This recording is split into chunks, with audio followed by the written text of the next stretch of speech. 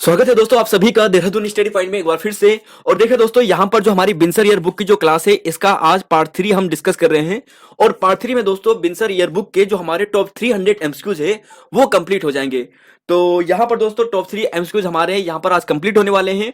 Part 1 में part 2 में हमने आपको 200 एमसीक्यूज डिस्कस करवाए थे। पिछली क्लास ये थी जहां पे हमने आपको यहाँ पर क्वेश्चन डिस्कस करवाए थे 100 के आसपास। और इससे पहले भी एक 100 का सेट दिया था जो उत्तराखंड करंट अफेयर का था बिनसर ईयर बुक से। तो उत्तराखंड जीके का आज दोस्तों पार्ट 3 है बिनसर ईयर बुक का। टॉप 100 क्वेश्चन हम यहाँ पे डिस्कस करने वाले हैं जो काफी इंपॉर्टेंट है। और साथ ही दोस्तों इस वीडियो में देखिए दोस्तों जो पलायन रिपोर्ट आ रही है ना अभी लेटेस्ट वाली पलायन रिपोर्ट, इसको भी हम डिस्कस करने वाले हैं। यहां से भी जितने प्रश्न बन सकते हैं वो भी हम डिस्कस करेंगे जो एग्जाम की दृष्टि से बेहद इंपॉर्टेंट है। तो शुरुआत करते हैं दोस्तों आज की अपनी क्लास को। लेकिन उससे पहले दोस्तों यहाँ पर हमने एक नया चैनल बनाया है गोल्डन जीके जीएस पॉइंट नाम से, इसे जरूर सब्सक्राइब कीजिएगा। और यहाँ पे दोस्तों 2 या 3 अप्रैल से यहाँ पर क्लासेस होंगी, जीएस की क्लासेस होंगी ग्राम विकास अधिकारी के स्टूडेंट के लिए, सचिवालय रक्षक के स्टूडेंट के लिए और सभी यूकेएसएससी यूकेपीएससी स्टूडेंट के लिए। तो डिस्कस करते हैं आज की अपनी क्लास को। देखिए दोस्तों पहला क्वेश्चन है, आंसर देते जाएगा और केवल फोकस यही रखेगा। सभी महत्वपूर्ण प्रश्न यहां पर रखे हैं, काफी सिलेक्शन करने के बाद दोस्तों ये क्वेश्चन रखे गए हैं। उत्तराखंड की प्रमुख नीतियां हैं, उनका शुभारंभ वर्ष है, सही सुमेलित नहीं है ये आपको देखना है। तो क्वेश्चन नंबर 1 का राइट आंसर है ऑप्शन नंबर सी। उत्तराखंड की एरोमा जो नीति है पार्क वाली ये 2018 में आती है।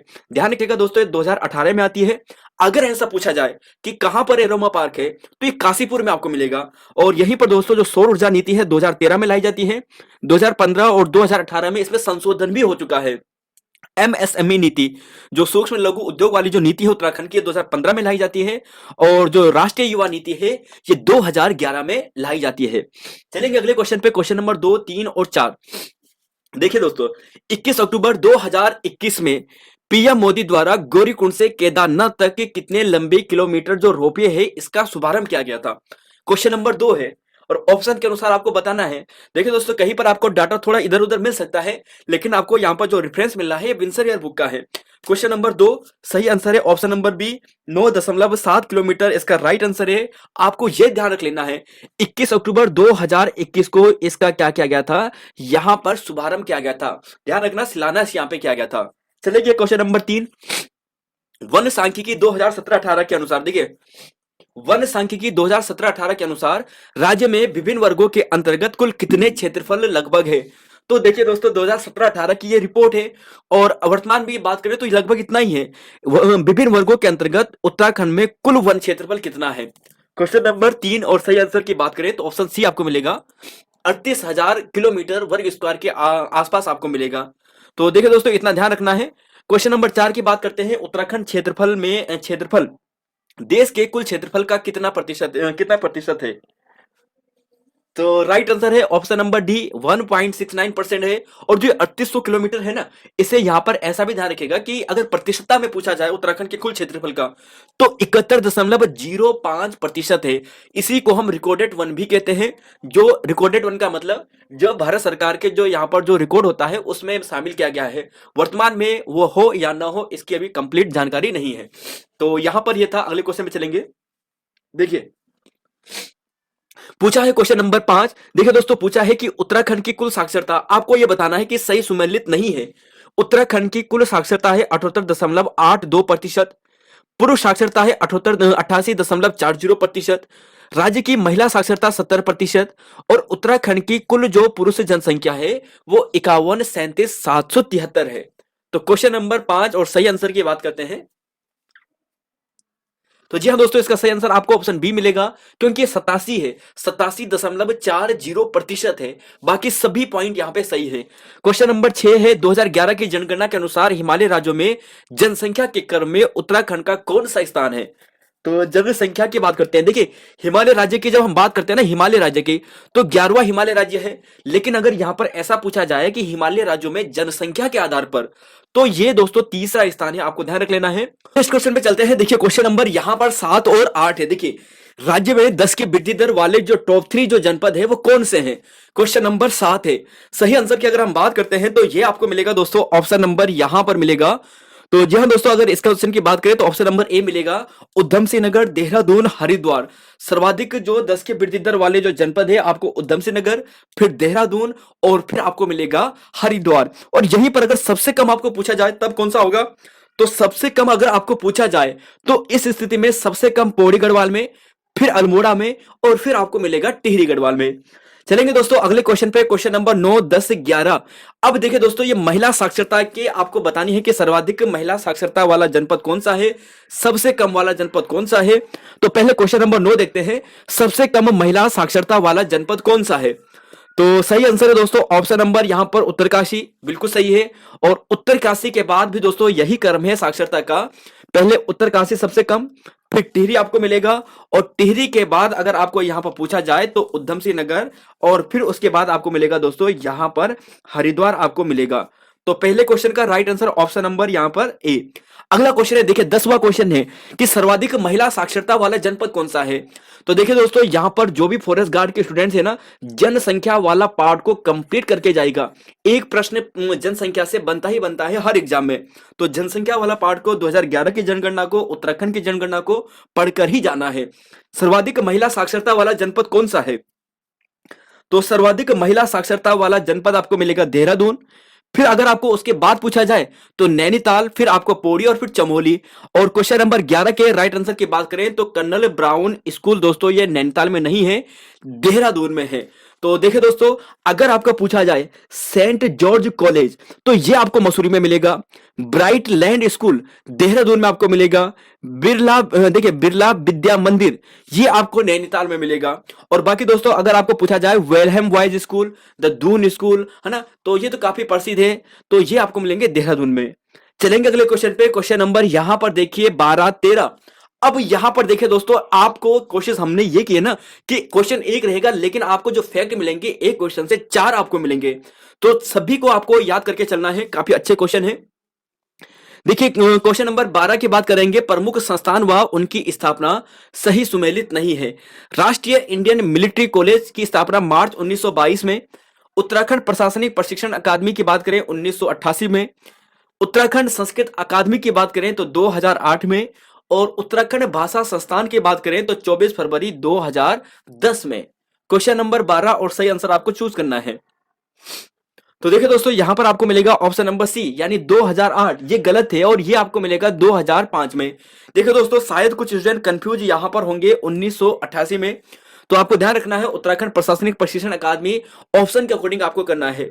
तो देखिए दोस्तों, हमने पिछली क्लास में जब ये करवाया था ना, तो वहां पे आपको वेबसाइट का रेफरेंस दिया था, तो आपको ऑप्शन के अकॉर्डिंग देना है। 1988 भी सही हो सकता है। चलेंगे अगले क्वेश्चन पे, क्वेश्चन नंबर 13।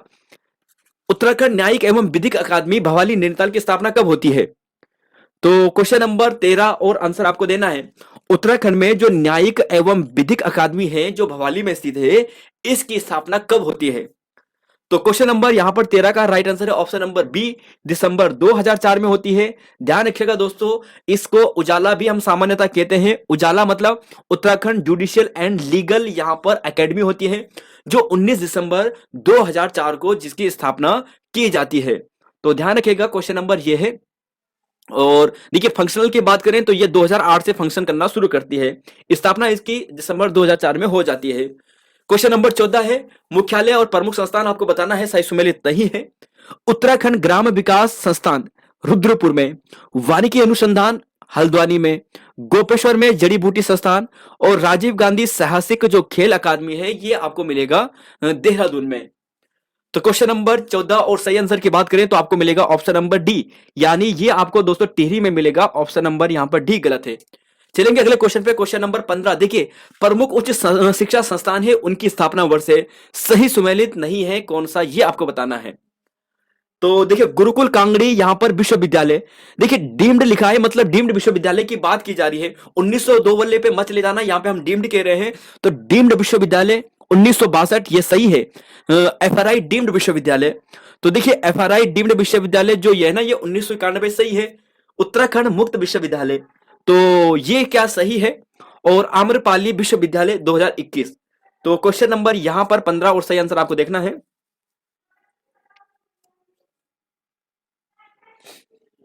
तो जी हाँ दोस्तों, ऑप्शन नंबर यहाँ पे सी गलत है, क्योंकि ये आपको 2005 में मिलने वाला है। चलेंगे अगले क्वेश्चन पे, क्वेश्चन नंबर यहाँ पर देखिए, क्वेश्चन नंबर यहाँ पर है 16। प्रमुख उच्च शिक्षा संस्थान है और उनकी स्थापना वर्ष है, कौन सा सही सुमेलित नहीं है। तो देखिए दोस्तों, बिंसर और बुक में ना इन्होंने डाटा ऐसा दिया है कि जैसे हर जगह हर बुक में भी आपको मिल जाएगा वैसे ये वाला, कि कुछ संस्थान है उनकी स्थापना वर्ष है। तो जैसे पतंजलि की बात करते हैं तो पतंजलि डीम्ड विश्वविद्यालय की स्थापना तो ये 2005 में, ग्राफिक एरा डीम्ड विश्वविद्यालय 2008 में, काशीपुर देखिए काशीपुर का 2011 में, श्रीदेव सुमन की बात करते हैं तो 2012 में, और वीर चंद्र सिंह गढ़वाली की अगर हम बात करें तो 2011 में। Question number 16।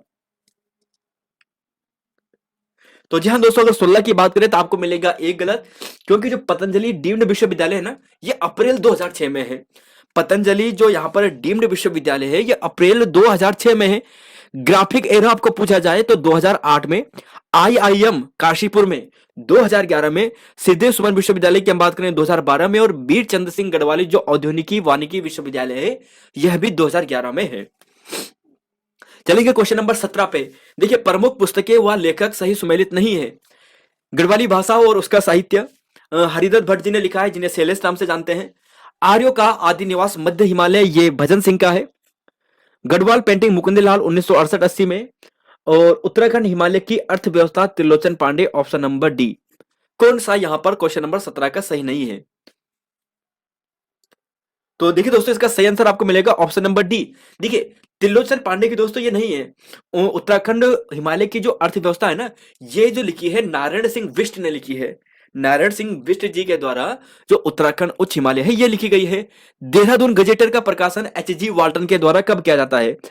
तो इन्होंने गढ़वाल गढ़वाल गजेटर, गढ़वाल गजेटर हो गया है, देहरादून गजेटर, अल्मोड़ा गजेटर, तीनों लिखे हैं। और इनका प्रकाशन आपको बताना है। तो देखिए, देहरादून गजेटर का आपको मिलेगा ऑप्शन नंबर बी, 1911, ये सही है। अगर गढ़वाल गजेटर आपको पूछा जाए जो इन्होंने ही लिखी है तो ये 2010 में लिखी है। और ध्यान रखिएगा दोस्तों, 1917 में गढ़वाल एंसेंट एंड मॉडर्न जो पुस्तक है ये पातीराम जी के द्वारा लिखी गई है। 1874 में जो यहाँ पर मेमाइट्स ऑफ देहरादून है, जो यहाँ पर जी.आर.सी. विलियम्स ने लिखी है। और यहीं पर दोस्तों जो 1882 है ना, हिमालय डिस्ट्रिक्ट गजेटियर, जो किसने लिखी है? एटकिंसन ने लिखी है। तो सभी का ईयर दोस्तों यहां पर मेंशन किया गया है, इसे पढ़कर जाएगा। देखिए, गढ़वाल वाला जो आपको है ये ग्राम विकास अधिकारी में पूछ लिया है। यहां पर जो हिमालयन गजेटियर है ये भी आपको पूछ लिया गया है। और अब आने वाले एग्जाम में या तो देहरादून आपको पूछा जाएगा, या फिर दोस्तों इनमें से जो अन्य दो है ये आपको पूछे जाएंगे। तो ध्यान रखिएगा, memoirs of Dehradun 1874, Garhwal ancient and modern 1917 में। चलेंगे अगले क्वेश्चन पे। तो देखिए दोस्तों, यहां पर उत्तराखंड की कुछ पुस्तकें हैं और उनका सही सुमेलित नहीं है। तो अगर बात करें कुमाऊनी भाषा का और उसका साहित्य, कुमाऊनी भाषा व उनका साहित्य, तो यह लिखी है त्रिलोचन पांडे। उत्तराखंड के प्रमुख स्वतंत्रता सेनानी ये धर्मपाल सिंह मनलाल जी के द्वारा। उत्तराखंड के प्रमुख लोक नृत्य ये शिवानंद नौटियाल के द्वारा। और उत्तराखंड जनजातियों का इतिहास जो लिखी है ये चंद्र सिंह नेगी के द्वारा। क्वेश्चन नंबर यहां पर 19। तो देखिए दोस्तों, यहां पर सही आंसर ऑप्शन नंबर डी ही है, क्योंकि उत्तराखंड की जो जनजातियों का इतिहास लिखा है ना, ये जयसिंह रावत ने लिखा है। तो देखिए, जो उत्तराखंड की जनजातियों का जो इतिहास लिखा है ये जयसिंह रावत ने लिखा है। और जो ये चंद्र सिंह नेगी है ना, इन्होंने द गर्व ऑफ द नंदा राजा लिखा है। और यह आपको वीडियो 2021 के एग्जाम में पूछा गया है यूके एसएससी के द्वारा कि द गर्व ऑफ द नंदा राजा किसने लिखी है? तो चंद्र सिंह नेगी जी ने लिखी है। उत्तराखंड की जनजातियों का इतिहास जयसिंह रावत ने लिखी है। उत्तराखंड के लोक नृत्य, देखिए शिवानंद नौटियाल से आप ऐसे समझना कि कहीं पर आपको लोक नृत्य दिखे, गढ़वाल का लोक नृत्य कुछ इस टाइप से, लोक नृत्य, तो शिवानंद नौटियाल के होने के चांसेस दोस्तों लगभग 70 से 80% हो जाएंगे, क्योंकि लोक नृत्य पे इन्होंने बहुत अच्छी किताबें लिखी हैं। तो ध्यान रखिएगा, धर्मपाल सिंह मनलाल, स्वतंत्रता सेनानी, उत्तराखंड के प्रमुख। चलेंगे अगले क्वेश्चन पे, क्वेश्चन नंबर 20 और 21। जल धारण क्षमता के आधार पर, यानी जल संग्रहण के आधार पर सबसे बड़ा बांध कौन सा है उत्तराखंड का? तो क्वेश्चन नंबर यहां पर 20 का आपको मिलेगा बी, यानी कोठार डैम दोस्तों ये सबसे बड़ा है। दूसरा स्थान टिहरी डैम का आता है। चलेंगे अगले क्वेश्चन पे, क्वेश्चन नंबर 21। प्रमुख बांध व उनकी ऊंचाई सही सुमेलित नहीं है, यह आपको बताना है। तो क्वेश्चन नंबर 21 है बांध और उनकी ऊंचाई। तो देखिए दोस्तों, टिहरी डैम 260, ये बिल्कुल 100% सही है। कोठार डैम 155, कालागढ़ 128 और किसाऊ डैम की बात करें तो 236 मीटर। तो 21 का राइट आंसर आपको मिलेगा बी, यानी कोठार डैम 155 मीटर है दोस्तों। और किस नदी पर है आपके सामने यहां पर डाटा भी है। चलेंगे अगले क्वेश्चन पे, क्वेश्चन नंबर 22 और 23। देखिए 17 नवंबर 1960 को देश के पहले कृषि विश्वविद्यालय पंतनगर की स्थापना किसके द्वारा की जाती है? तो क्वेश्चन नंबर 17 है कि देखिए 17 नवंबर 1960 को होती है, किसके द्वारा? जो यहाँ पर पंतनगर कृषि विश्वविद्यालय है ना, इसकी स्थापना किसके द्वारा की जाती है, किसके माध्यम से की जाती है? तो देखिए दोस्तों, यहाँ पर जो जवाहरलाल नेहरू जी है, ऑप्शन नंबर सी ये सही है यहाँ पर, यानी सी राइट है। कटारमल सूर्य मंदिर किस मंदिर की शैली है? तो शैली बतानी है आपको कटारमल सूर्य मंदिर की। तो जी हाँ, ये आपको मिलेगा ऑप्शन नंबर यहाँ पर डी, यानी उत्तराखंड शैली है। और जो कटारमल सूर्य मंदिर के जो द्वार है ना, ये दिल्ली का जो यहाँ पर म्यूजियम है वहां पर रखे गए हैं, सुरक्षित रखे गए हैं। चलेंगे अगले क्वेश्चन पे, क्वेश्चन नंबर यहाँ पर 24-25। देखिए अब यहाँ पर देखिए दोस्तों, ये है ना यंत्र अनुसंधान एवं विकास संस्थान, जो आपने देखा होगा जो देहरादून में है, IRDE है ना। तो देहरादून, इसकी स्थापना कब होती है ये आपको बताना है। Question number 24।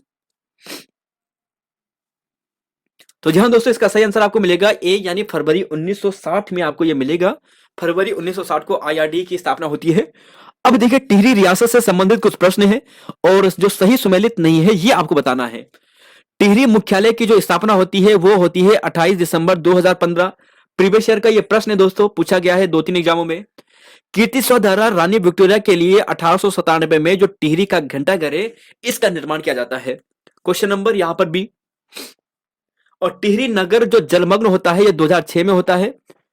और गृह राज्य का जो सर्वोच्च मंत्री होता है ये ओझा गुरु होता है। तो क्वेश्चन नंबर 25 और सही आंसर आपको चूज करना है। तो सही आंसर दोस्तों ऑप्शन नंबर डी है। देखिए ओझा गुरु नहीं है, गढ़ राज्य का जो अगर सबसे बड़ा मंत्री की बात करते हैं ना, तो सबसे बड़ा मंत्री पहले तो राजा होता है सबसे बड़ा, राजा के बाद होता है वजीर, या फिर इसे मुख्तार भी कह लेते हैं। मुख्तार वजीर हम कहते हैं सबसे बड़ा, तो मुख्तार ध्यान रखिएगा सबसे बड़ा आएगा। और यहीं पर कुछ और विभाग आपको पूछा जाए कि कौन क्या क्या है, तो इसका डाटा आप यहां पे देखिए। देखिए थोकदार, जमींदार, कमीण, सयाना या गुठरे। आपको अगले एग्जाम में देखिए, अभी जो यहाँ पर कनिष्ठ सहायक का एग्जाम हुआ था ना, वहां पर यह पूछा गया था कमीण सायणे का जो कार्य होता था वो क्या होता था। तो जो गांव होते थे ना, वहां पे राजस्व वसूली करने का ये कार्य करते थे। तो अगली बार एग्जाम में गुठरे पूछा जा सकता है, या फिर गुठरे ही पूछा जाएगा, क्योंकि थोकदार जमींदार से तो आप आसानी से समझ जाओगे। तो यहां पर ध्यान रखिएगा। दफ्तरी की बात करते हैं दोस्तों, तो राजस्व विभाग का प्रमुख, दीवान राज्य की आय व्यय का प्रमुख होता था। बख्शी की जब हम बात करते हैं तो सेना का यह वेतन अधिकारी होता था। बख्शी सेना का वेतन अधिकारी। फौजदार की बात करें तो फौजदार जैसे नाम से ही पता चल रहा है फौज का प्रमुख होगा ना, न्याय दंड देने का अधिकार इसके पास होता था। गोलदार राजधानी की जो सुरक्षा जो जिम्मेदारी होती थी ना, अधिकारी होता था, गोलदार में होता था। और चंड की हम जब बात करते हैं तो राज्य में एक संदेशवाहक हुआ करता था। और रौंद का मतलब क्या होता था? जब किसी को राजा क्या करता था, एक भूमि दान देता था उसकी वीरता के लिए। चलिए अगले क्वेश्चन पे, 26वां क्वेश्चन है। देखिए एशिया के सबसे ऊंचे वृक्ष जो 8 मई 2007 में तूफान के कारण नष्ट हो गया था, ये कहां पर था? तो देखिए दोस्तों, ये एशिया का सबसे बड़ा वृक्ष था, जिसकी हाइट लगभग 60 मीटर से भी ज्यादा थी, लगभग 67 मीटर थी, जो 8 मई 2007 को तूफान के कारण नष्ट हो गया था। ये कहां पर था? तो देखिए दोस्तों, ये था ऑप्शन नंबर ए, मौरी में ये था। और भारत के सबसे ऊंचे स्टेडियम में से जो एक स्टेडियम है जिसका नाम है रांची स्टेडियम, इसका शिलान्यास जून 1975 में किया गया था, किसके माध्यम से? Question number 27। तो सही आंसर है दोस्तों option number B, Hemanti Nandan Bahuguna ji, यहां पर ये सही आंसर है। चलेंगे अगले क्वेश्चन पे, 28वां है और 29वें पे चलेंगे। देखिए भारतीय वन अनुसंधान की इमारत ने अपनी प्लेटिनम जुबली किस वर्ष मनाई? कंफ्यूज हो जाएंगे सभी साथी इस वीडियो में। देखिए भारतीय वन अनुसंधान जो FRI की इमारत है, इमारत पूछा है, ध्यान रखिएगा इमारत, इसकी प्लेटिनम जुबली कब मनाई जाती है? तो राइट आंसर दोस्तों आपको मिलेगा यहां पर नवंबर 2004 में। देखिए दोस्तों, दिसंबर आप 2006 पे मत चले जाना, 2006 पे आप जाओगे तो FRI की स्थापना ने अपनी जो डायमंड जुबली है वो मनाई थी, है ना। लेकिन यहां पर आपको ये ध्यान रख लेना है, ये इमारत पूछा है, और जो इमारत होती है ना, ये तो 1923 में बनाई जाती है, 1923 में बनाई जाती है। और यानी शुरुआत होती है 1923 में, और 1929 में जाकर ये कंप्लीट होती है। तो ऐसा यहां पर ध्यान रखिएगा। 29वां क्वेश्चन है, बचेंद्री पाल द्वारा प्रमुख आरोहण है, सही सुमेलित नहीं है, कौन सा सही सुमेलित नहीं है? माउंट एवरेस्ट 1984, कैलाश पर्वत 1988, माउंट ब्लैक 1986, और माउंट जो ये कामेट पर्वत है और आभिगामीन पर्वत है जो यहाँ पर चमोली में आपको मिलेगा 1990 में। तो 29 का राइट आंसर ऑप्शन नंबर यहां पर आपको मिलेगा डी, यानी कामेट व आभिगामीन पर्वत 1990 नहीं है, 1989 है। चलेंगे दोस्तों अगले क्वेश्चन पे 30 और 31। देखिए यहां पर पूछा है कि फरवरी 1997 से लेकर अगस्त 1997 तक 4000 किलोमीटर, देखिए हिमालय पार करने वाली ये पहली महिला, इन्होंने गिनीज वर्ल्ड रिकॉर्ड में नाम बनाया था। तो कौन थी ये? 4000 किलोमीटर लंबी यात्रा कर हिमालय पार किया था इन महिला दल की अध्यक्षता में। तो सही आंसर आपको मिलेगा ऑप्शन सी, यानी बचेंद्री पाल यहां पे सही है। 31वां क्वेश्चन देखिए कि प्रथम कॉमनवेल्थ खेल पदक राज्य में प्राप्त किया था। तो प्रथम कॉमनवेल्थ खेल पदक राज्य में किसने प्राप्त किया था? तो देखिए दोस्तों ये हरि सिंह थापा जी ने किया था। मुक्केबाजी से आपको संबंधित मिलेंगे खिलाड़ी। और फिर अगला क्वेश्चन है प्रथम एशियाई खेल। तो देखिए सबसे पहले तो ये जो है ना कॉमनवेल्थ है, कॉमनवेल्थ में आ गया हरि सिंह थापा। और यहां पर जो दूसरा है एशियाई खेल, और यहां पर भी हरि सिंह थापा है जिन्होंने पदक जीता था, लेकिन ये रजत पदक था। क्या था? रजत पदक था। और यहां पर अगला ही क्वेश्चन है कि प्रथम एशियाई खेल में स्वर्ण पदक किसने जीता था? तो यहां पर एशियाई खेल में जो पदक जीता था पहला, वो हरि सिंह थापा ने जीता था, जो रजत पदक था। और एशियाई खेल में प्रथम जो स्वर्ण पदक आपका पूछा जाए तो ये थे दोस्तों ऑप्शन नंबर जो आप यहाँ पे ए देख रहे हैं ना, पद्म बहादुर मल, ये यहां पर सही थे। देखिए मुक्केबाजी से संबंधित ये थे। और बात करें तो यहां पर ये ध्यान रखिएगा कि स्वर्ण पदक इन्हें दिया गया था, मतलब जीते थे। और यहां पर अगले क्वेश्चन पे चलेंगे।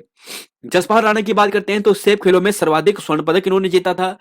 कॉमनवेल्थ पदक विजेता दोस्तों ये थे 2020 में। देखिए 2020 में इन्हें द्रोणाचार्य अवार्ड से सम्मानित किया जा चुका है।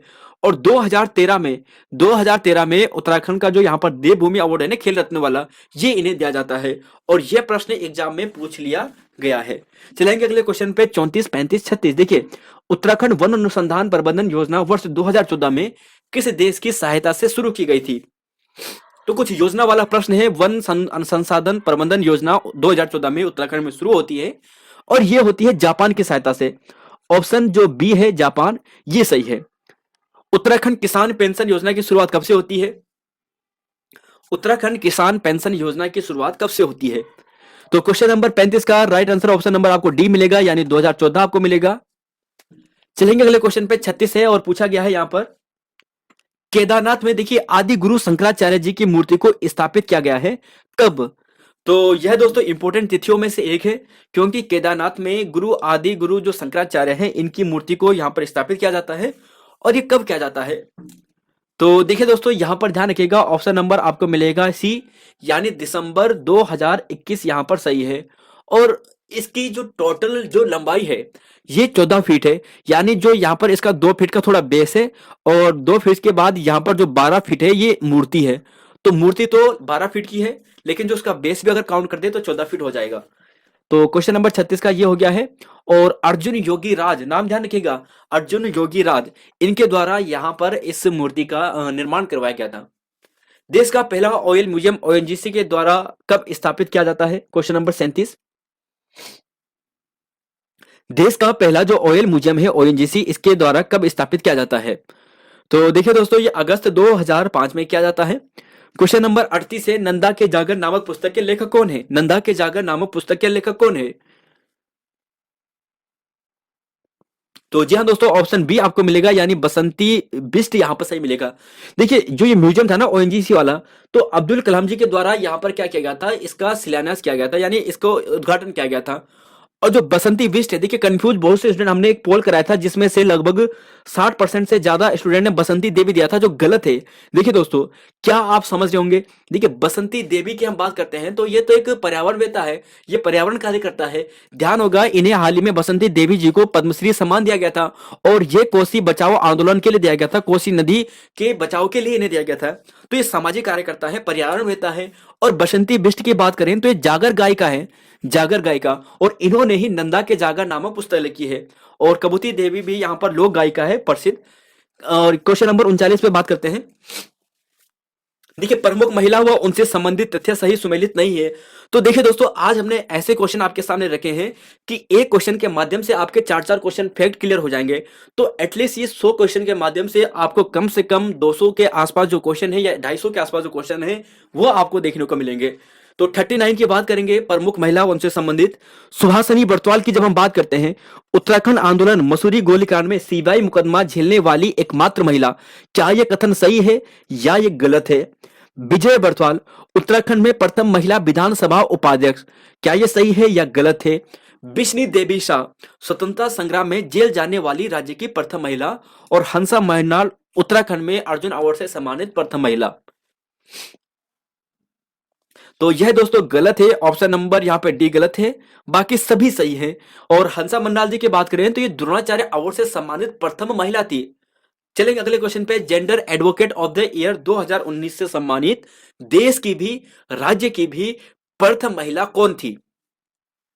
Question number 40, gender advocate of the year 2019 में इन्हें सम्मानित किया गया था और इनका नाम था दोस्तों ऑप्शन नंबर सी, सुमन गवानी इनका नाम था। सुमन गवानी इनका नाम था। देखिए चंद्र प्रभा एतवाल जी की जब हम बात कर रहे हैं तो इनसे सबसे इंपॉर्टेंट फैक्ट नंबर 1 ये ध्यान रखेगा, 1981 नंदा देवी को इन्होंने 1981 में आरोहण किया था। 1990 में इन्हें अर्जुन अवार्ड से सम्मानित किया गया था। 1993 में इन्हें नेशनल एडवेंचर अवार्ड से सम्मानित किया गया था और 2009-10 में इन्हें जो तेंजिंग नोर्गे अवार्ड है इससे भी सम्मानित किया गया था। कलावती रावत यह भी प्रसिद्ध है। कलावती रावत कौन सी है? तो देखिए इनकी बात करें तो जेनेवा में इन्हें 2000 में वर्ष 2000 में ग्राम्य जीवन में रचनात्मक अवार्ड से सम्मानित किया गया था। और सुशीला डोभाल की बात करें तो उत्तराखंड की पहली महिला कुलपति है। द्रोणाचार्य पदक विजेता सही सुमेलित नहीं है। तो देखिए दोस्तों खेल से भी प्रश्न बनने की संभावना रहती है, तो सभी आपके सामने रखने की कोशिश की है जिससे कि आपकी बुक भी कंप्लीट हो जाए और जो डाटा है ये भी आप याद कर पाए। राज्य में द्रोणाचार्य पदक विजेता और सही सुमेलित नहीं है। तो जी हाँ ऑप्शन नंबर डी गलत है। जयप्रकाश नौटियाल दोस्तों ये गलत है, क्योंकि अगर आप इनका देखोगे ना इन्हें 2021 में दिया गया था सम्मानित, शूटिंग के खिलाड़ी है। तो यहां पर देखिए हंसा मंडाल आपको पूछा जाए कि द्रोणाचार्य अवार्ड से कब सम्मानित किया गया था, तो राज्य के आपको 4 व्यक्ति मिल गए हैं जिन्हें द्रोणाचार्य अवार्ड से सम्मानित किया गया है। हंसा मंडाल 2001 में भारोत्तोलन में यानी वेट लिफ्टिंग में, जयदेव बिष्ट 2009 में मुक्केबाजी के लिए, जसपाल राणा 2020 में और जयप्रकाश नौटियाल जी की बात करें जो शूटिंग से संबंधित है 2021 में। जसपाल राणा तो दोस्तों प्रसिद्ध है, शूटिंग से यह भी संबंधित है यानी निशानेबाजी से संबंधित है। देखिए अगला क्वेश्चन है 42वां, देवभूमि उत्तराखंड वाला जो खेल रत्न अवार्ड है ना, प्राप्तकर्ता सही सुमेलित नहीं है। तो देखिए दोस्तों अच्छा रिवाइज आपका हो रहा है, आपको ये प्रश्न रिवाइज करने होंगे क्योंकि आपको देखना है कि याद है कि नहीं है। ये खेलों से संबंधित प्रश्न है, अवार्ड से संबंधित प्रश्न है, बनने के एग्जाम में इनकी प्रबल संभावना रहती है। जसपाल राणा देखिए 2013 ये प्रश्न आपको पूछ लिया गया है हाल ही के द्वारा यूकेपीएससी के एग्जाम में, ठीक है, पटवारी एग्जाम में आपको पूछा था। त्रिलोक सिंह बसेड़ा मरणोपरांत 2014 में, राम बहादुर छेत्री 2012 में, गुरमीत सिंह एथलीट हैं 2016 में और एकता बिष्ट की बात करें तो 2017 में। तो देखिए दोस्तों क्वेश्चन नंबर 42 का सही आंसर आपको मिलेगा option number C, Ram Bahadur Chhetri. ये गलत है क्योंकि 2012 नहीं है, बाकी आपको मिलेगा 2015 में। तो कर्म भी इनका यही है 2013, 14, 15, 16, 17।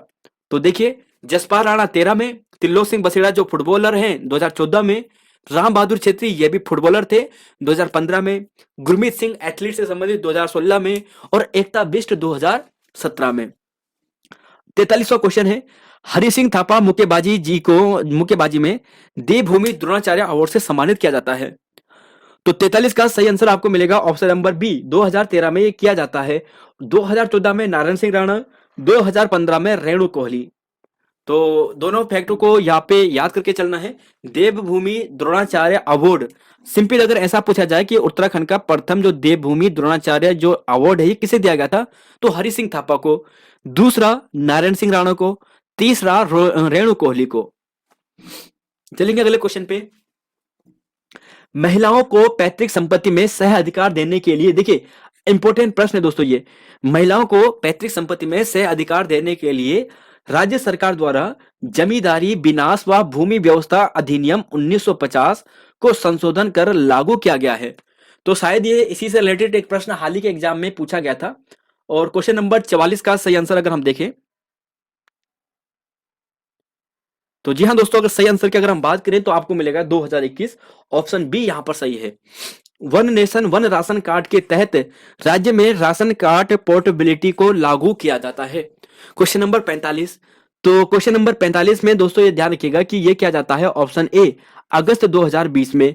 और उत्तराखंड ऐसा करने वाला यहां पर 17वां राज्य है। देखिए, one nation one ration card को अपनाने वाला उत्तराखंड देश में कौन सा राज्य का, कौन से क्रम का वाला राज्य है, तो 17वां राज्य है।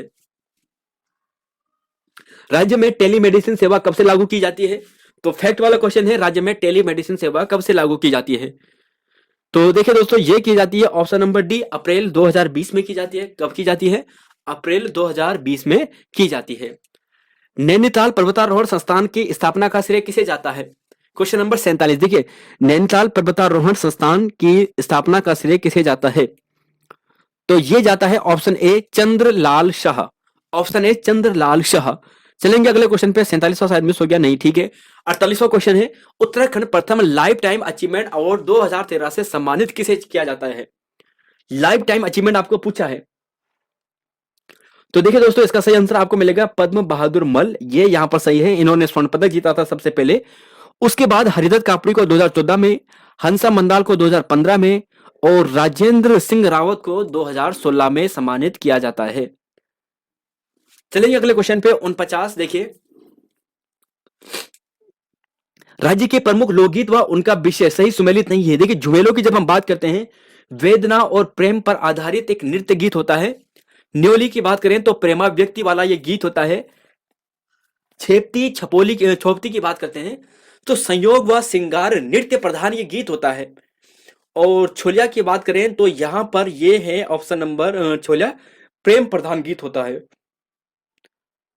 तो कौन सा यहां पर सही नहीं है, तो देखिए दोस्तों, सही आंसर आपको मिलेगा ऑप्शन नंबर डी, क्योंकि जो छोलिया है ना, ये उल्लास वाला है, प्रेम का नहीं है। उल्लास विजय की प्राप्ति के संबंधित यहाँ पर ये प्रतीक वाला गीत है। बाकी है ये सभी गीत ही हैं, लेकिन कुछ ये नृत्य प्रधान गीत होते हैं, इनमें नृत्य का भी प्रयोग किया जाता है। तो झुमेलो, न्योली, छपेती छोपली ये सभी आपके सामने है, नृत्य प्रधान ये गीत है। क्वेश्चन नंबर यहां पर है 50। बाजूबंद नृत्य मुख्यतः किया जाता है, बाजूबंद। तो देखिए, बाजूबंद की बात करें तो ये रवाई जोनसार क्षेत्र में किया जाता है। और ये ध्यान रखिएगा दोस्तों, अगर जोनसार क्षेत्र में बात करते हैं ना, तो ये संवादात्मक एक श्रृंगारात्मक गीत है। संवाद के रूप में इसे बोला जाता है और उसके बाद इसे गाया जाता है। तो ये जोनसार रवाई क्षेत्र में गाया जाता है, बाजूबंद नृत्य है। और प्रमुख नृत्य की बात करें तो चोफला, थड़िया, झोड़ा, बाजूबंद, झुमेला, तो ये सभी लोक नृत्य हैं। तो अभी हाल ही में एग्जाम में लोक नृत्य लोकगीत से आपको प्रश्न पूछे थे, तो इन लोक नृत्य को याद कीजिएगा। देखिए, पहाड़ी क्षेत्रों में गहरी घाटी में स्थित, अब थोड़ा ये ऐसे क्वेश्चन है जो आपको डायरेक्ट बताने हैं। पहाड़ी क्षेत्रों में गहरी घाटी में स्थित ऐसी भूमि जिसमें पानी एकत्र होकर तालाब का रूप ले ले, उस भूमि को क्या कहा जाता है। तो पहाड़ी क्षेत्रों की गहरी घाटी में स्थित ऐसी भूमि जिसमें पानी एकत्र होकर तालाब का रूप ले ले, उस भूमि को क्या कहा जाता है। तो देखिए दोस्तों, उसे कहते हैं यहां पर रो या रे। और पर्वतीय भूमि को राज अभिलेखों में जो कहते हैं, कहा जाता है, ये पर्वत कहा जाता है। देखिए, अभिलेखों में, राज अभिलेखों में क्या नाम है, पर्वत नाम है। राज अभिलेखों में पर्वत नाम है। और यहां पर ध्यान रखिएगा, जो रो या रव है, पहाड़ों क्षेत्रों में जो गहरी घाटी होती है, ऐसी भूमि जहां पर तालाब का रूप ले लेती है, तो उसे रो या रे कहते हैं। पर्वतीय क्षेत्र में सिंचित तालाब भूमि को अन्य किस नाम से जाना जाता है। क्वेश्चन नंबर यहां पर 53। तो क्वेश्चन नंबर 53 और सही आंसर आपको देखना है। तो यहां पर इसे कहते हैं दोस्तों सेरा कहते हैं। और पहाड़ की नदियों के किनारे समतल उपजाऊ भूमि को इसे बगड़ कहा जाता है। जो नदियां होती हैं, इनके किनारे जो समतल उपजाऊ भूमि है पहाड़ में, इन्हें बगड़ कहते हैं। और सिंचित तालाब भूमि को अन्य किस नाम से जानते हैं, सेरा नाम से। एक गाना नहीं था पहले, आता था, बहुत पहले का पुराना गाना है, पुराने जमाने का, कि सेरा गो की बांध मयारे, है ना। तो ऐसा कुछ गाना है कि सेरा गो की, तो सेरा मतलब यही है, ध्यान रखिएगा। सेरा का मतलब क्या हो गया कि पर्वतीय क्षेत्र में सिंचित तालाब भूमि, तो तालाब भूमि वाले आए कोई गांव है तो सेरा, है ना। तो यहां पर ध्यान रखिएगा। चलेंगे क्वेश्चन नंबर 55, 56, 57। देखिए, शंकराचार्य जी ने केदारनाथ में अपना जो देह त्याग था, ये किस वर्ष किया था। 55 का आंसर देखना है। तो शंकराचार्य जी ने अपना जो देह त्याग दिया था, वो 1820 में दिया था। ऑप्शन नंबर यहां पर बी सही है, थत्यूर और अठूर। देखिए, ये दो नामक स्थान किस राजा की मुद्राएं यहां से प्राप्त हुई हैं। थत्यूर से और अठूर से किस राजा की मुद्राएं हमें प्राप्त हुई हैं। तो देखिए दोस्तों, ये मिलती है हमें अमोघ भूति की। अमोघ भूति की जो मुद्रा है ना, ये थत्यूड़ ग्राम से, अथुड़ ग्राम से, यहां से हमें प्राप्त होती है। 57वां है, कुमाऊं में सल्ट स्थित कत्यूरों में उसकी अंतिम गढ़ जो मनीला गढ़ है, इसे किसने पराजित किया था? क्वेश्चन नंबर 57 को। तो देखिए, जो मनीला गढ़ है ना, जो कत्यूरों का जो अंतिम गढ़ जिसे कहा जाता था, इसे अंतिम रूप से जो पराजित किया था, तो ये जो पराजित किया था, ये बाज बहादुर चंद ने किया था। और जो ये रुद्रचंद है, इसका एक सेनापति जिसका नाम पुरखू पंत था, पुरखू पंत। चलेंगे 58वां और 59वां क्वेश्चन।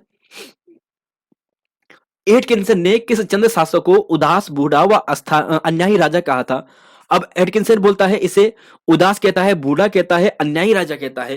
किसे कहता है एटकिंसन? तो यह दोस्तों इसी को कहता है, यह बाज बहादुर चंद को कहते हैं। और बाज बहादुर चंद से यह ध्यान रखेगा कि इसने जजिया प्रकार का एक कर लगाया था जिसे व्यक्ति कर कहते थे, पोल टैक्स कहते थे। तो ये किसने लगाया था? ये बाज बहादुर चंद ने लगाया था, एक प्रकार का जजिया करवा था। सगोली संधि को नेपाल की कंपनी के मध्य कब हुई थी? क्वेश्चन नंबर 59, ऑप्शन के अकॉर्डिंग आंसर देना है। तो देखिए दोस्तों, ऑप्शन बी यहां पर आपको सही मिलेगा, 1815, ये सही है।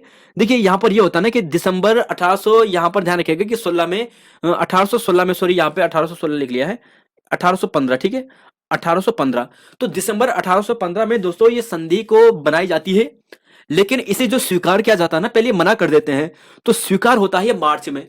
तो 4 मार्च 1816 को अंतिम रूप से जो यहाँ पे संगोली की संधि है, ये स्वीकार की जाती है। वैसे 2015 में शुरू हो गई थी ये संधि की प्रक्रिया, तो इसलिए ऑप्शन के अनुसार ये सही है।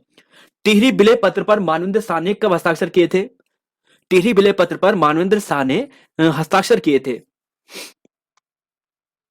तो देखिए दोस्तों, ये किए थे 8 अगस्त को, 8 अगस्त 1947 को टिहरी के बिले पत्र पर जो मानवेंद्र शाह था, टिहरी का राजा, उसने हस्ताक्षर किए थे। और 16 अगस्त 1947 को जो यहाँ पर जो था ना, उस टाइम पे गवर्नर था, ये वायसराय था, क्या था नाम इसका, माउंटबेटन, तो इसने यहाँ पर हस्ताक्षर किए थे। तो ध्यान रखिएगा, इसका सही आंसर यह है। प्रमुख तिथियां और सुमेलित नहीं है। पेशावर कांड 30 अप्रैल 1930 को, गढ़ कुमाऊं भयंकर भूचाल 8 सितंबर 1803 को, टिहरी नगर स्थापना 28 दिसंबर 1815 को, रवाई कांड 30 मार्च 1930 को। तो सही आंसर है दोस्तों ऑप्शन नंबर डी, ये 30 मार्च को नहीं बल्कि 30 मई को होता है। पेशावर कांड अप्रैल में होता है और रवाई कांड मई में होता है। तो पहले पेशावर फिर मई, पेशावर फिर उसके बाद रवाई। तो ऐसे याद कीजिएगा दोस्तों, दोनों की तिथि लगभग सेम ही है, 1 महीने का अंतर है। और गढ़ कुमाऊं में भूचाल आया था सितंबर 1803 में। और टिहरी नगर वाले की बात करें तो 28 दिसंबर 1815 को। नाला पानी अंग्रेज गोरखा युद्ध कब हुआ था? नाला पानी अंग्रेज गोरखा युद्ध, तो ये होता है दोस्तों 1814 में, ऑप्शन ए सही है। नाला पानी ही अंग्रेजों के मध्य और गोरखा के मध्य जो युद्ध होता है ना, ये अक्टूबर में चलता है और 30 नवंबर को ये एंड होता है। 30 नवंबर को यहाँ पर फाइनली अंग्रेज जीत जाते हैं, गोरखा यहाँ पे हार जाते हैं। तो 30 नवंबर 1814 को। लोखाम ताल व हरीश ताल कहाँ पर है? देखिए कुछ नाम ऐसे होते हैं ना, लोखाम ताल, ये सुनने में कम नाम आता है। हरीश ताल तो शायद आपने बार बार सुना होगा, लेकिन लोखाम ताल तो ये कहां पर स्थित है? तो हरीश ताल से आप समझ चुके होंगे कि ये नैनीताल में होगा। ऑप्शन सी यहां पर सही है। मलुआ ताल, मलुआ ताल किस नदी पर है? क्वेश्चन नंबर यहां पर है ऑप्शन नंबर 64, और क्वेश्चन नंबर 64 मलुआ ताल। तो मलुआ ताल मिलेगा आपको ऑप्शन सी, कलसा नदी में, कालसा नदी में, ठीक है, कालसा, कलसा कहते हैं। चलेंगे अगले क्वेश्चन पे। क्वेश्चन नंबर यहां पर है 65-66। बूढ़ा केदार क्षेत्र में कौन सा ताल स्थित है? देखिए फैक्ट वाले क्वेश्चन है, जीके फैक्ट वाले क्वेश्चन है। बूढ़ा केदार क्षेत्र में कौन सा ताल स्थित है? तो देखिए दोस्तों, ये आपको मिलेगा महासर ताल। और जो बासुकी ताल है ना, बासुकी ताल, तो ये तो आपको मिलेगा केदारनाथ के सबसे नजदीक, केदारनाथ के सबसे नजदीक आपको मिलेगा। तो केदारनाथ के नजदीक आपको मिलेगा बासुकी ताल, है ना। और यहां पर एक ताल आता है वैनी ताल। तो पूछा जाता है कि कौन सा ताल नंदा देवी के सबसे नजदीक है, तो वैनी ताल आ जाता है। चलेंगे अगले क्वेश्चन पे। नचिकेता ताल की बात करें तो उत्तरकाशी में आपको मिलेगा। एवरेस्ट फतेह करने वाले प्रथम भारतीय वायुसैनिक कौन से थे? Question number 66। एवरेस्ट फतेह करने में जो प्रथम भारतीय वायु सैनिक थे वो कौन थे? तो देखिए दोस्तों, सबसे पहले तो उत्तराखंड की बात करें तो 23 मई 1984 को बचेंद्र पाल ने फतेह किया था। और यहीं पर भारतीय वायु सैनिक की बात करें तो इनका नाम था रमेश चंद्र त्रिपाठी। रमेश चंद्र त्रिपाठी। और जो ये और ऑप्शन है ना, जैसे बात करें जगत सिंह कुंवर सिंह, तो ये गढ़वाल राइफल के थे, 2003 में इन्होंने फतेह किया था एवरेस्ट को। जगत सिंह कुंवर सिंह गढ़वाल राइफल के यहाँ पर ये सैनिक थे, इन्होंने 2003 में एवरेस्ट को फतेह किया था।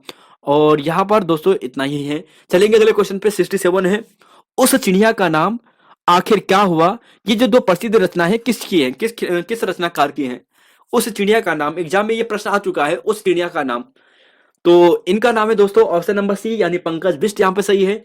और जो ये शिवानंद नौटियाल जी है ना, देखिए आपको देखिए नृत्य नृत्य मैंने जैसे शुरुआत में आपको एक प्रश्न बोला था ना कि नृत्य याद कर देना। देखिए शिवा से, शिवा का मतलब शिव भगवान जी, शिव भगवान जी क्या करते हैं, नृत्य ज्यादा करते हैं ना, तो नृत्य से आप ऐसे करना, गढ़वाली लोक मानस तो हो गया, गढ़वाल के लोक नृत्य, गढ़वाल के लोकगीत, तो नृत्य वाले जो शब्द आएंगे शिवानंद नौटियाल से ध्यान रख लेना।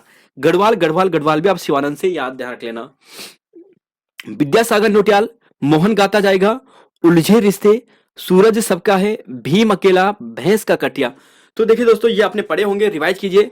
मोहन गाता जाएगा विद्यासागर नौटियाल ने लिखा है, और उलझे रिश्ते, सूरज सबका है, भीम अकेला, भैंस का कटिया। और इलाचंद्र जोशी, ये तीन महत्वपूर्ण रचना है इनकी। अगर इलाचंद्र जोशी जी की बात करते हैं, जहाज का पंछी, घृणामयी, सन्यासी और बिजनवती। 68वां क्वेश्चन है, 68वां क्वेश्चन है कि 2002 में किसे केदार सिंह रावत पर्यावरण संरक्षण अवार्ड से सम्मानित किया गया था। 2022 में किसे केदार सिंह रावत पर्यावरण जो यहां पर संरक्षण अवार्ड है सम्मानित किया गया था।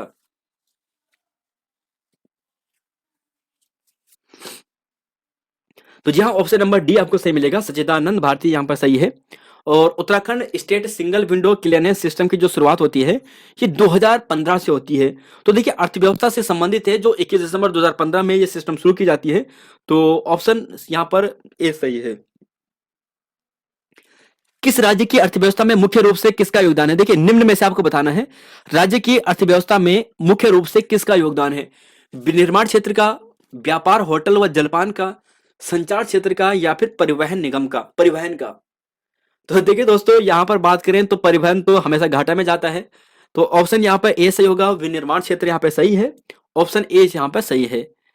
चलेंगे अगले क्वेश्चन पे, क्वेश्चन नंबर यहां पर है 7172। देखिए सेलाकुई में सगंध पौधा केंद्र की स्थापना कब की जाती है। सेलाकुई में, तो ये 2003 में की जाती है, ऑप्शन सी यहां पे सही है। भारतीय वन रिपोर्ट 2019 के अनुसार उत्तराखंड में कुल कार्बन स्टॉक मिलियन टन है, जो देश के कुल वनों में कार्बन का 5.2% है। तो पहले तो फैक्ट देखिए, फैक्ट यहां पर यह है कि जो उत्तराखंड में जो यहां पर 2019 वाली रिपोर्ट है, 2021 वाली रिपोर्ट में जो आई थी उसमें ये डाटा नहीं था कि 2019 में उत्तराखंड में कुल कार्बन स्टॉक कितना मिलियन टन है। तो देखिए दोस्तों ये जो है ना ये आपको मिलेगा 370, लगभग 371 मान लिए, 371 मिलियन टन आपको मिलता है, जो देश के कुल वनों में कार्बन का जो कितना है 5.2% है। चलेंगे अगले क्वेश्चन पे, और यहीं पर अगर ऐसा पूछा जाए कि कुल CO2 का जो अवशोषण है राज्य के वनों के द्वारा वो कितना है, तो लगभग 1360 मिलियन टन है। चलेंगे अगले क्वेश्चन पे, 73-74। देखिए कार्तिकेयपुर राजा है भूदेव, इसका शिलालेख प्राप्त हुआ है कहां से। कार्तिकेय राजा जो भूदेव है इसका जो शिलालेख है कहां से प्राप्त होता है, तो यह होता है ऑप्शन नंबर सी, बागेश्वर से यह प्राप्त होता है। 74वां क्वेश्चन है, तिपरा बमक व रालम ग्लेशियर कहां पर है। तिपरा बमक, रालम, तो कहां पर है दोनों ग्लेशियर। तो देखिए तिपरा बमक की बात करते हैं ना, तिपरा बमक, तो तिपरा है चमोली में, और रालम की बात करते हैं ये है पिथौरागढ़ में। तो चमोली पिथौरागढ़ ये ऑप्शन के अनुसार होगा option number D, Chamoli Pithoragarh. तो यानी यहां पर डी यहां पे सही होगा। चलेंगे अगले क्वेश्चन पे, क्वेश्चन नंबर 75, 76, 77। देखिए छिरबटिया दर्रा स्थित है, छिरबटिया दर्रा। शायद जो पहली बार सुनेंगे वो कंफ्यूज हो जाएंगे कि छिरबटिया क्या नाम आ गया है, लेकिन छिरबटिया कुछ और नहीं है दोस्तों, ये माणा वाला दर्रा है, डुंगरीला जिसे हम भी कहते हैं सामान्यतः, माणा डुंगरीला है ना, तो माणा डुंगरीला मतलब चमोली, ऑप्शन ए यहां पर सही है। राज्य में उपोष्ण जलवायु कहां पर पाई जाती है। राज्य में उपोष्ण जलवायु कहां पर पाई जाती है।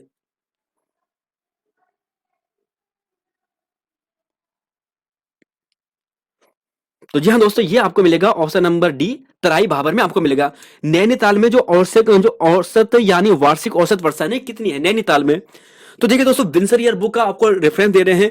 आयोग क्या करता है, कई बार क्या करता है, बिन्सर ईयर बुक का फैक्ट आपको पूछता है, तो बिन्सर ईयर बुक के जो ऐसे फैक्ट जो आपको कुछ और किताबों में आसानी से ना मिले वो फैक्ट हमने यहाँ पे रखने की कोशिश की है। बाकी दोस्तों किताब में तो बहुत कुछ दिया है, ऐसे क्वेश्चन में दिए हैं जो आपने परीक्षा वाणी में पढ़ा है, आधा जगह आपने पढ़ा है, तो वह वहां से भी है। तो कोशिश हमने यहाँ पे की है जो थोड़ा अच्छे लेवल के हों, जो थोड़ा फैक्ट वाले हों। तो 2700 mm ये ध्यान रखना नैनीताल का है। साल, सोगान, हल्दू आदि के वन पाए जाते हैं। यूपीएसएससी का ये फेवरेट प्रश्न है, 3-4 बार ये पूछ लिया है। साल के वन कहां पर पाए जाते हैं, हल्दू के वन कहां पर हैं, ये बार बार अलग अलग तरीके से यूकेपीएससी ने पूछ लिया है। साल सागौन, तो साल सागौन के जो वन है दोस्तों ये आपको मिलेंगे उपोष्ण, जो उष्ण कटिबंधीय आर्द्र पतझड़ वन है वहां पे मिलेंगे। देखिए सॉरी, उपोष्ण नहीं होगा, उष्ण कटिबंधीय आर्द्र पतझड़ वन में, उष्ण कटिबंधीय आर्द्र पतझड़ वन में। और जो ये पर्वतीय शीतोष्ण है ना, यहाँ पर चीड़, बांस और बुरांस के वन पाए जाते हैं। चीड़, बांस और बुरांस के वन पाए जाते हैं। उत्तराखंड में सर्वाधिक खनिज किसका है? देखिए खनिज भंडार उत्तराखंड में सर्वाधिक किसका है, तो इसके अनुसार आपको बताना है 79 का यूके बुक का रेफरेंस है दोस्तों, फैक्ट है सिंपल सा। उत्तराखंड में सर्वाधिक खनिज भंडार किसका है? तो जी हाँ, ये चूना भंडार है, ऑप्शन बी यहां पर सही है। चलेंगे दोस्तों अगले क्वेश्चन पे। उत्तराखंड की खनन नीति की घोषणा कब की गई थी, और बताइएगा क्वेश्चन नंबर 81 का भी। उत्तराखंड में जो खनन नीति की जो घोषणा की जाती है ना, ये की जाती है दोस्तों, ऑप्शन नंबर जो आप यहाँ पे ए देख रहे हैं, 4 अप्रैल 2001 को, 4 अप्रैल 2001 को की जाती है। और जो 8 जुलाई वाला है ना, ये 8 जुलाई 2001, इसमें भी इंपॉर्टेंट तिथि है। यहां पर जो उत्तराखंड की जो नई औद्योगिक नीति है, जो उत्तराखंड की जो औद्योगिक नीति है उसका यहाँ पर वो की जाती है, औद्योगिक नीति। ठीक है, चलेंगे अगले क्वेश्चन पे। उत्तराखंड में प्राय अल्पाइन जलवायु पाई जाती है। उत्तराखंड में प्राय अल्पाइन जलवायु पाई जाती है। तो देखिए दोस्तों, ये पाई जाती है लगभग 4200 मीटर तक, यानी 3000 से लेकर 4200 मीटर तक उत्तराखंड में अल्पाइन जलवायु पाई जाती है। घास के मैदान में मुख्यतः यहाँ पे आपको मिलेंगे। कितने जनपदों में उत्तराखंड में वन अधिनियम लागू है? तो वन पंचायत अधिनियम उत्तराखंड के कितने जनपदों में लागू है? तो देखिए 2 जनपद में नहीं है, जो मैदानी जनपद है यानी हरिद्वार और उधम सिंह नगर में आपको नहीं मिलेगा। तो ऑप्शन सी यहाँ पर सही है, 11 जनपद है। अब देखिए दोस्तों, एक पलायन रिपोर्ट से संबंधित प्रश्न है, और हाँ दोस्तों इसकी पीडीएफ की बात कर लेते हैं। पीडीएफ आप कल लीजिएगा, एक दिन का थोड़ा समय दे देते हैं जिससे कि सभी यहाँ पर ले पाए। तो एक दिन में आप कल फिर 9 बजे से लेकर 12 बजे तक इसकी पीडीएफ डाउनलोड कर लीजिएगा। आज की पीडीएफ भी हमने 9 बजे से 12 बजे तक रखी थी, वहां पर आपने डाउनलोड कर ली होगी शायद। तो देखिए 83 की बात करते हैं। ग्राम्य विकास एवं पलायन निवारण आयोग ने द्वितीय राज्य रिपोर्ट, देखिए एक नई रिपोर्ट आई है 2018 से 22, लगभग 5 सालों में, पिछले 5 सालों में सरकार को सौंप दी है, जिसके अनुसार सर्वाधिक जो अस्थायी पलायन है वो कहां पर हुआ है। तो पलायन रिपोर्ट दोस्तों यहां पर है। तो सर्वाधिक अस्थायी पलायन अल्मोड़ा में हुआ है, दूसरा स्थान यहां पर टिहरी का है, तीसरा स्थान यहां पर पौड़ी का है। और इस रिपोर्ट के अनुसार सर्वाधिक स्थायी पलायन कहां पर हुआ है? देखिए दोनों तरीके से है, एक तो है स्थायी और एक अस्थायी। तो अस्थायी में अल्मोड़ा है और स्थायी में भी अल्मोड़ा है, तो कंफ्यूज नहीं हो गए क्योंकि दोनों एक ही है। और यहां पे ध्यान रखिएगा, अगर इससे पहले वाली रिपोर्ट की बात करते हैं तो सर्वाधिक पलायन पौड़ी गढ़वाल में होता था। अब यहां पर देखिए, ये पूरा डाटा आपके सामने है। राज्य में अस्थायी पलायन जिलावार क्रम, नंबर 1 आप देख रहे हैं यहां पर अल्मोड़ा, दूसरा है टिहरी, तीसरा है पौड़ी गढ़वाल। ये क्या है? अस्थायी पलायन का है। देखिए अस्थायी पलायन का है। सबसे नीचे अगर आप देखोगे ना, तो यहां पर आप देखोगे ये है देहरादून का अस्थायी पलायन में, दूसरा स्थान है चंपावत का, और नीचे से तीसरा स्थान आपको दिखाई दे रहा है वह है यहां पर बागेश्वर का। अगर आपको ऐसा पूछा जाए कि अस्थायी पलायन टोटल कितने ब्लॉकों में है, 92 ब्लॉकों में, ऐसा तो नहीं पूछा जाएगा। लेकिन थोड़ा अगर ऐसा पूछा है कि कितने प्रभावित गांव हैं, लगभग 6436 ग्राम प्रभावित थे, और यहां पर ये जनसंख्या है। लेकिन इतना फैक्ट याद मत कीजिएगा, टॉप 3 ऊपर से याद कीजिएगा और बॉटम के 2 याद कर दीजिएगा, देहरादून चंपावत अस्थायी पलायन के लिए। अगले क्वेश्चन में चलेंगे। क्वेश्चन नंबर यहां पर देखिए, क्वेश्चन नंबर यह है कि सबसे कम स्थायी पलायन कहां पर हुआ है। अभी सबसे ज्यादा पूछा था, अब सबसे कम आपको पूछा है स्थायी पलायन में। तो देखिए सबसे कम स्थायी पलायन जो राज्य में जनपद में हुआ है वो उधम सिंह नगर में हुआ है। ऑप्शन सी यहां पे सही है। और ये दोस्तों आपका डाटा है। अगर हम सोर्स की बात करें तो सोर्स दोस्तों यहां पर 2 चीजों से हमने लिया है। एक है हमारा जो न्यूज़पेपर सोर्स है, न्यूज़पेपर, और इसके अलावा जो वन रिपोर्ट, जो ये रिपोर्ट आ रखी है उसके आधार पर भी। तो ये वाला जो सोर्स है ये न्यूज का सोर्स है। और यहां पर अगर आप देखोगे स्थायी पलायन में, तो सबसे ज्यादा यहां पर अल्मोड़ा में, दूसरा टिहरी में, तीसरा पौड़ी में। तो टॉप 3 स्थायी में भी सेम है, लेकिन अगर यहां पर बात करें कम में, तो उधम सिंह नगर सबसे कम आ जाता है और दूसरा स्थान देहरादून का आ जाता है, जबकि अस्थायी में देहरादून सबसे कम था। चलेंगे अगले क्वेश्चन पे। क्वेश्चन नंबर यहां पर है 86-87। अब ये बताइए, जब पलायन रिपोर्ट की यहां पर चर्चा हो रही है ना, तो वर्तमान में पलायन निवारण आयोग जो हमारा है उत्तराखंड में, पलायन निवारण आयोग, इसके उपाध्यक्ष कौन है?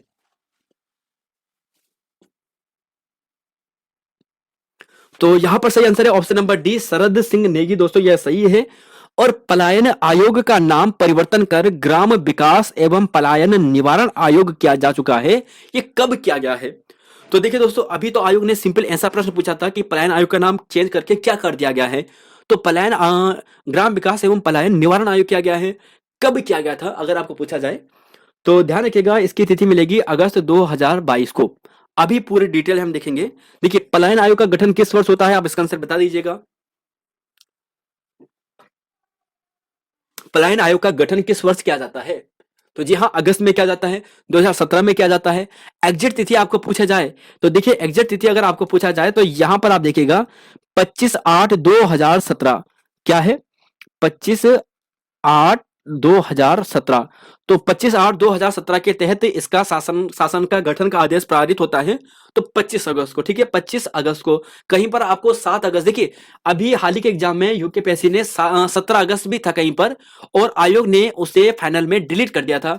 डिलीट इसलिए किया, शायद यह इसलिए ही किया है क्योंकि 25 ये तिथि है, 25/8/2000 यहां पर 17 है, तो इसलिए उस प्रश्न को डिलीट किया था। अब यहां पर आप देखोगे कि यहां पर देखिए, यहां पर अगर आप देखोगे ना कि इसमें देखिए क्या है कि एक अध्यक्ष होता है। अध्यक्ष कौन होता है? जो मुख्यमंत्री होता है वो इसका अध्यक्ष होता है। एक उपाध्यक्ष होता है, एक होता है उपाध्यक्ष, और 5 इसके क्या होते हैं? सदस्य होते हैं। 5 इसके अन्य सदस्य होते हैं। और बाकी दोस्तों यहाँ पे चौथा नंबर है, यहाँ पे सदस्य सचिव भी होते हैं, जो अपर आयुक्त ग्राम्य विकास विभाग का होता है। ठीक है, तो खैर इस चीज को ध्यान मत रखिएगा, आपको यह ध्यान रख लेना है कि एक उपाध्यक्ष होगा, अध्यक्ष की बात करें तो मुख्यमंत्री होता है, और सदस्य की बात करें तो 5 सदस्य होते हैं। शरद सिंह नेगी इसके वर्तमान में उपाध्यक्ष भी हैं। चलेंगे अगले क्वेश्चन पे। क्वेश्चन नंबर यहां पर है 89। देखिए क्वेश्चन, देखिए पेपर यहां पर देखिए कि पलायन रिपोर्ट 2022-23 के अनुसार सर्वाधिक पलायन किस आयु के वर्ग में हुआ है? तो देखिए पलायन रिपोर्ट है, सर्वाधिक पलायन किस वर्ग में हुआ है? तो जो ये बी दिख रहे हैं ना, 26 से, यहां पर देखिए 26 से लेकर 35 साल तक, ऑप्शन बी वाला।